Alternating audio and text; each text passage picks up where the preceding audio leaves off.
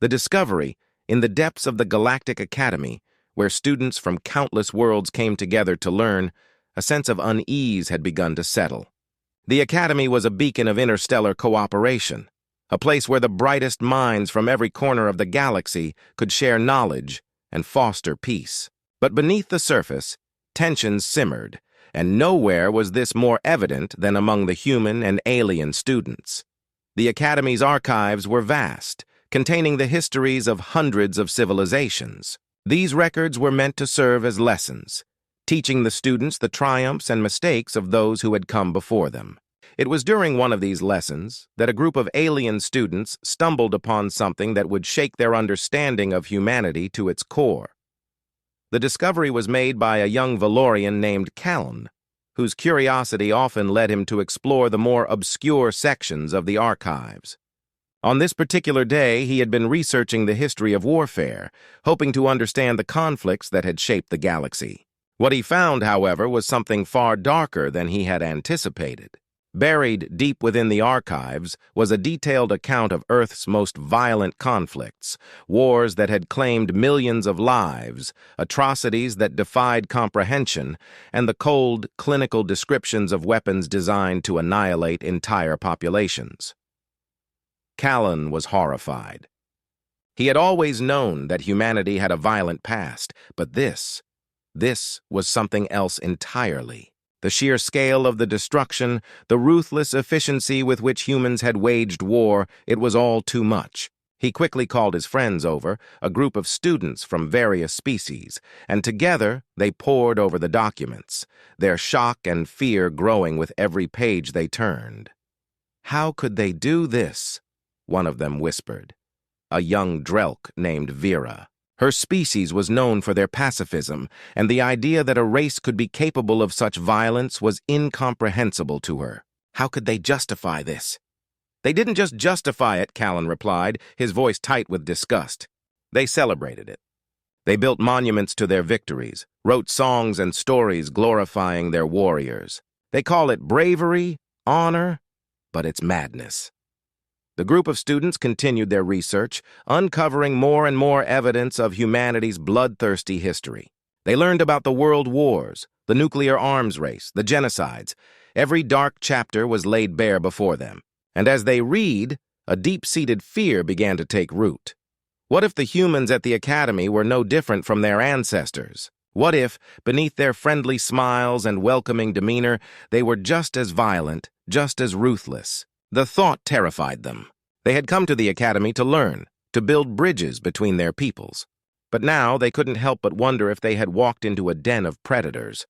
Word of the discovery spread quickly among the alien students. Whispers filled the corridors, and everywhere the humans went, they could feel the eyes of their peers on them, filled with suspicion and fear. The atmosphere grew tense, and it wasn't long before the humans noticed the change in behavior. Friends who had once been close now kept their distance. Conversations that had once flowed easily were now stilted and awkward. Emily Carter, a human student and a friend to many of the aliens, was one of the first to realize something was wrong. She could see it in the way her friends avoided her gaze, in the way they hurried away whenever she approached. Confused and hurt, she sought out Callan, hoping to get to the bottom of the issue. "Callan, what's going on?" she asked, cornering him in one of the Academy's many study rooms. "Why is everyone acting so strange?" Callan hesitated, his eyes flicking nervously to the door as if expecting someone to burst in at any moment. Finally, he sighed and motioned for Emily to sit down. "We found something in the archives," he said quietly. "Something about your people, about Earth." Emily frowned. "What do you mean? What did you find?" Callan pulled up the records on a nearby terminal, showing her the same documents that had so disturbed him and his friends. Emily's eyes widened as she read through them, her stomach twisting into knots. She had known about Earth's violent history, of course, but seeing it laid out like this, through the eyes of someone who had never experienced it, was jarring. This is history, Callan," she said, struggling to find the right words. "Yes, it was brutal, but it's in the past. We've learned from it, we've grown. Have you?" Callan's voice was hard, his expression doubtful. "How can we be sure?" How do we know that your people won't revert to their old ways when things get tough? How do we know that you aren't just waiting for the right moment to strike? Emily was stunned. Count, we're not like that. We're not monsters, aren't you? He countered. Your ancestors committed some of the worst atrocities in galactic history. They wiped out entire civilizations, destroyed ecosystems, and for what? Power? Resources. How do we know you won't do the same to us? Emily shook her head, tears pricking at the corners of her eyes. We're not those people, Cal. We're different now. Please, you have to believe me. Callan looked at her, his expression softening slightly. I want to believe you, Emily. I really do. But after what we've seen, it's hard. It's hard to trust. Emily left the study room feeling more alone than she had in her entire life. The discovery had driven a wedge between her and her friends, and she didn't know how to fix it. All she could do was hope that somehow she could find a way to prove to them that humanity had changed, that they weren't the monsters their history made them out to be. As the days passed, the tension at the academy only grew worse. The alien students became more and more isolated, retreating into their own groups and avoiding any interaction with the humans. The atmosphere was thick with fear and distrust, and it wasn't long before the administration took notice. Dean Vox, the head of the academy, called a meeting of the student council, hoping to address the issue before it spiraled out of control. Emily, as one of the council members, attended the meeting, her heart heavy with worry. She knew that if something wasn't done soon, the situation could become explosive. We need to address this head-on, Dean Vox said, his deep voice resonating through the chamber. We cannot allow fear and distrust to undermine the principles this academy was founded on. We must find a way to reassure our alien students that they are safe here, that they can trust their human peers. But how do we do that? One of the council members asked, a tall, slender alien with iridescent scales. The history they've uncovered, it's terrifying. How can we convince them that the humans here are different? Emily spoke up, her voice trembling slightly. We need to be honest with them. We need to acknowledge our past, to admit that it was horrific, but also to show them that we've learned from it. We need to open a dialogue, to listen to their fears and address them. Only then can we begin to rebuild the trust that's been broken. The council members nodded in agreement, and it was decided that a series of open forums would be held, where students could come together to discuss the issue. It was a small step, but it was a start. In the days leading up to the first forum, Emily worked tirelessly to prepare. She gathered resources, spoke with historians and sociologists, and even reached out to her alien friends, hoping to find common ground. She knew that the path ahead would be difficult, but she was determined to do whatever it took to mend the rift that had formed between them. When the day of the forum finally arrived, the auditorium was packed. Students of all species filled the seats, their expressions ranging from curiosity to fear to outright hostility. Emily stood at the front of the room, her heart pounding in her chest as she prepared to speak. This is a difficult time for all of us, she began, her voice echoing through the hall. The discovery that was made in the archives has brought to light some very dark aspects of humanity's past. I won't deny that. But I stand here before you today to say that we are not the people our ancestors were. We have learned from our mistakes, we have grown, and we are committed to building a future where such atrocities can never happen again. A murmur ran through the crowd, and Emily could see the doubt in their eyes. She took a deep breath and continued. I know that words alone aren't enough. I know that trust has to be earned. That's why we're here today, to listen to your concerns, to answer your questions, and to find a way forward together. We are all part of this academy, and we all have a stake in its future. For hours, the students debated, discussed, and argued. Emotions ran high, but slowly, progress was made. The alien students began to open up, sharing their fears and their hopes, and the humans listened, acknowledging their pain and their anger. It wasn't a perfect solution, and it didn't fix everything overnight, but it was a start. A step towards healing, towards understanding. And as Emily left the auditorium that day, exhausted but hopeful, she knew that the journey ahead would be long and difficult. But she also knew that it was a journey worth taking. The forum's aftermath. The forum's conclusion marked a turning point. but it was just the beginning of a long, arduous journey. As the students filed out of the auditorium, the air buzzed with a mixture of relief, uncertainty, and unresolved tension. Emily lingered behind, her mind racing as she replayed the discussions and debates in her head. She knew that while the forum had opened a dialogue, it had also exposed the deep-seated fears and prejudices that still lingered beneath the surface. Callan approached her as the crowd thinned out, his expression one of cautious optimism. "That was a good start," he said, his voice subdued. "But there's still so much distrust. I could see it in their eyes." Emily nodded, her shoulders sagging under the weight of the responsibility she felt. "I know. This isn't something we can fix with one conversation. It's going to take time, patience, and a lot of effort from everyone involved." Callan hesitated for a moment before speaking again. Some of the students, especially the ones who were most vocal today, want to start a cross-species study group. They think it could help bridge the gap, help us understand each other better. I think it's a good idea. Would you be willing to be part of it? Emily's heart lifted slightly at the suggestion. Absolutely. If there's one thing we've learned from all of this, it's that we need to communicate more, not less. We need to learn about each other's cultures, histories, and perspectives. Count me in. Over the next few days, the study group took shape. Students from various species volunteered to participate, some driven by genuine curiosity, others by a desire to repair the fractured community. They met in one of the Academy's more secluded study halls, a quiet space filled with comfortable chairs, low tables, and walls lined with books and holographic displays. The first meeting was tentative, the participants exchanging awkward glances as they settled into their seats.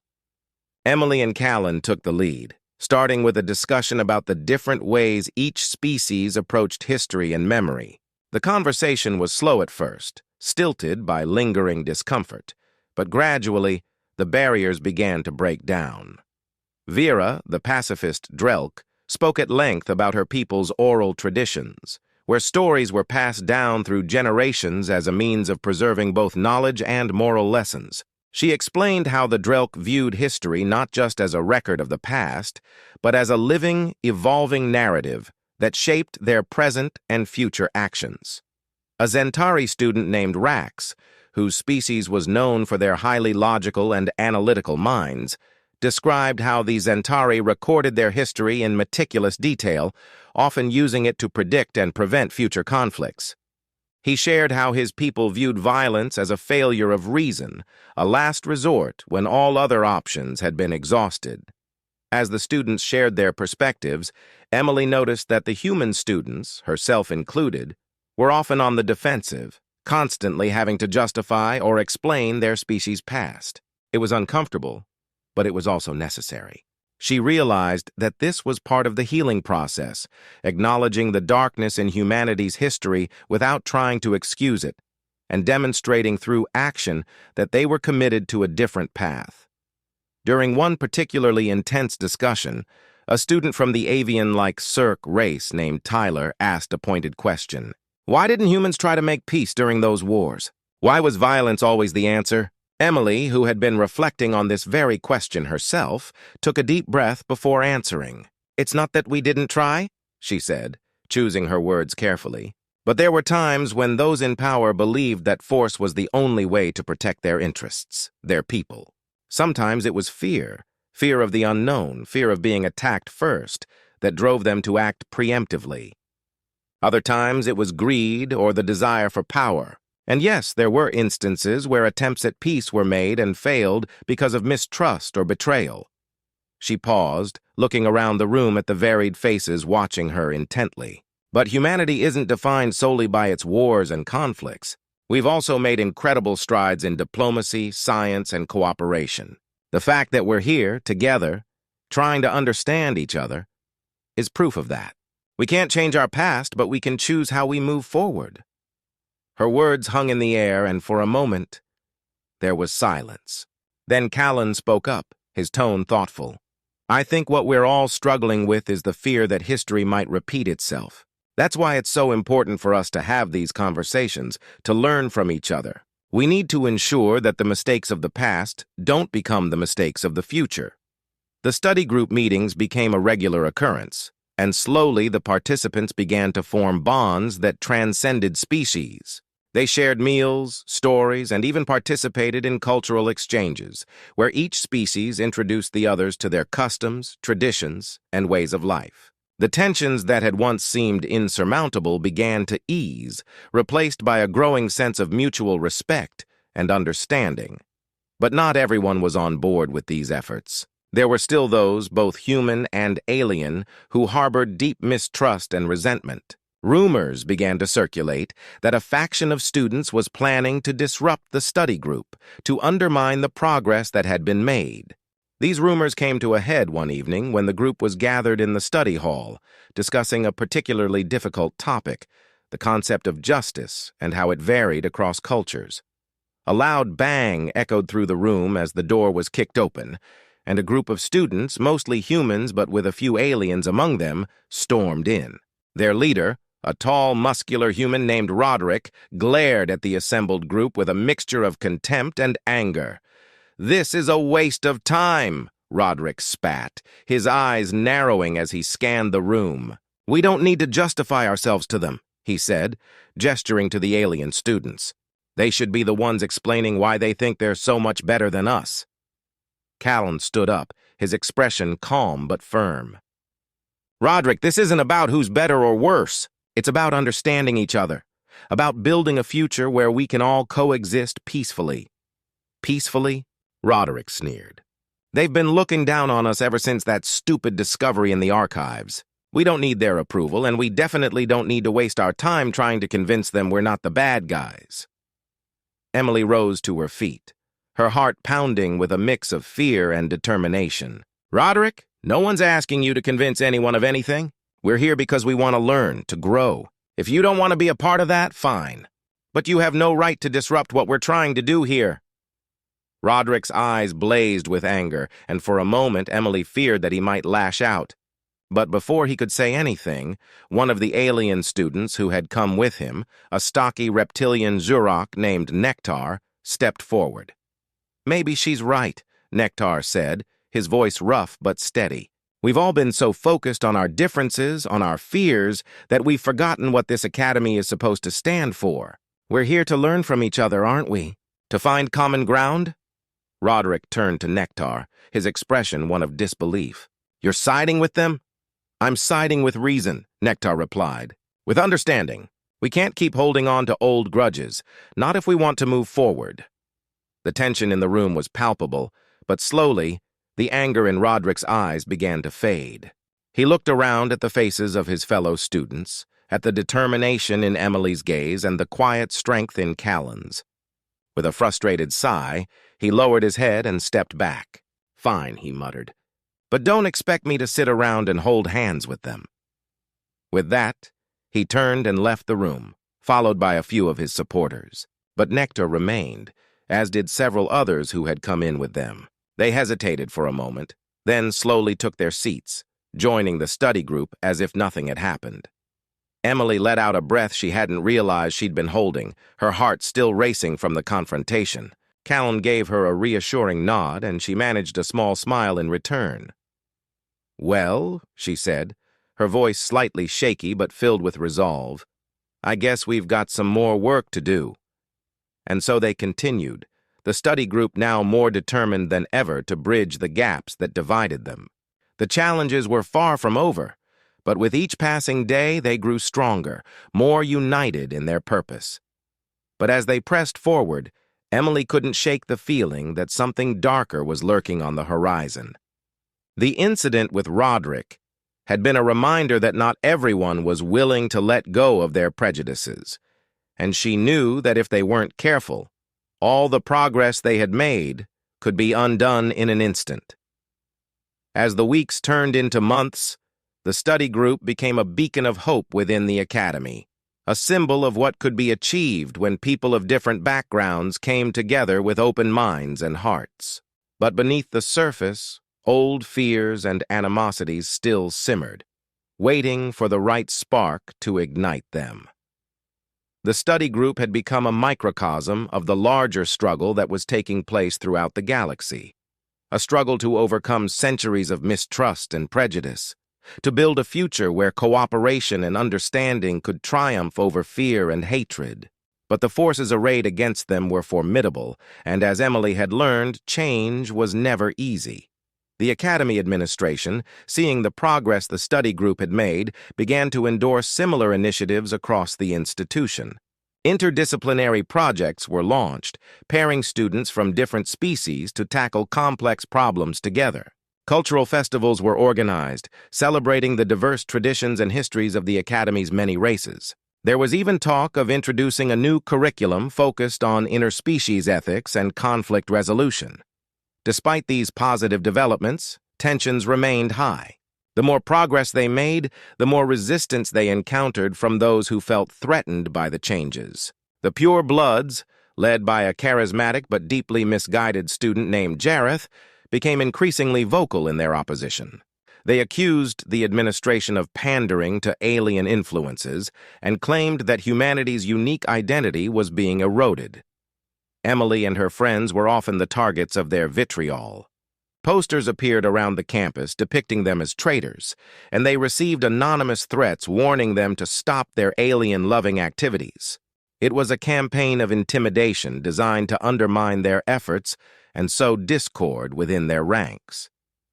One evening, as Emily was walking back to her dorm after a late-night study session, she was confronted by a group of Pure Bloods. They surrounded her, blocking her path and leering at her with expressions of contempt. "What do you think you're doing, Carter?" one of them sneered. "Trying to turn us all into a bunch of alien sympathizers?" Emily's heart raced, but she forced herself to stand her ground. "I'm trying to help us all understand each other," she said, her voice steady, "to build a future where we don't have to live in fear of one another." The leader of the group, a tall, muscular boy with a cruel smile, stepped forward. "You're a disgrace to your species," he spat. "Humans don't need to understand these freaks. We need to dominate them, just like we've always done." Emily felt a surge of anger, but she knew that responding in kind would only escalate the situation. "That's exactly the kind of thinking that's kept us at war for so long," she replied. "We have a chance to do better to be better. Don't you want that?"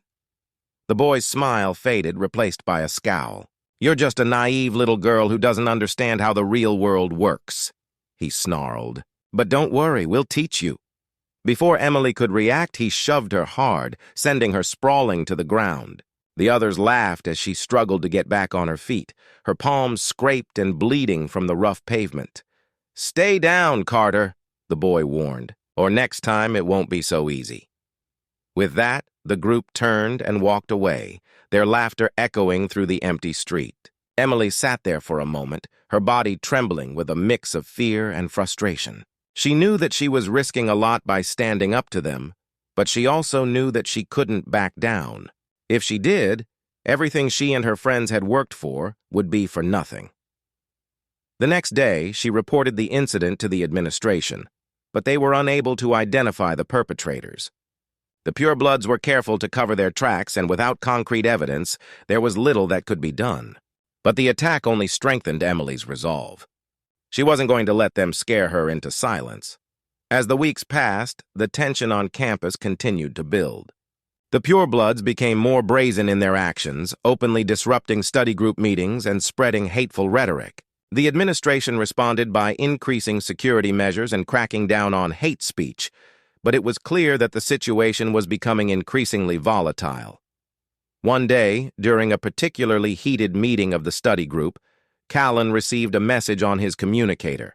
His face paled as he read it, and he quickly excused himself to take the call in private. When he returned, his expression was grave. "What's wrong?" Emily asked, her concern evident. Callan hesitated for a moment before answering. "There's been an incident on another planet, one of the worlds where we've been trying to establish interspecies cooperation. A group of human extremists attacked a Zentari settlement. Dozens are dead, and tensions are escalating rapidly. The news hit the group like a punch to the gut.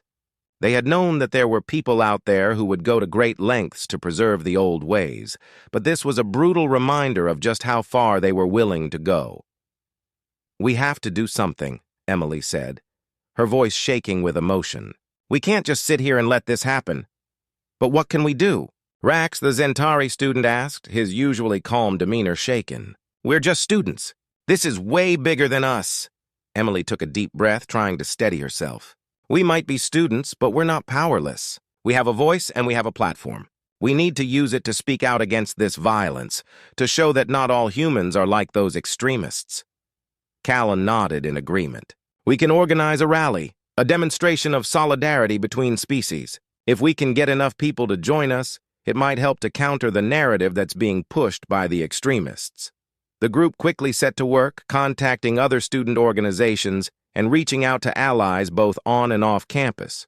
They used every tool at their disposal, social media, posters, word of mouth, to spread the word and encourage participation.